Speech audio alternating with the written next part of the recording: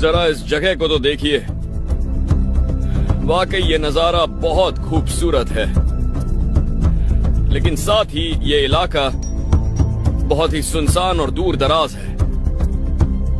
ये देखिए,